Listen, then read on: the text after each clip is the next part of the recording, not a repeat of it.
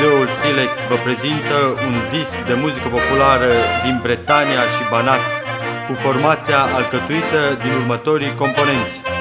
voce, clarinet și șef formație Eric Marchand, voce Nolwenn Lebuet, taragot și saxofon sopran Constantin Olan, trompetă Costel Pau, saxofon și clarinet Daniel Iova, chitară și buzuki Thierry Titi Robin, acordeon Petrică Maxim, contrabas Ion Turcu, inginer de sunet Silvio Soave. Înregistrat în martie 1994, Kenavo Aben Urveșel.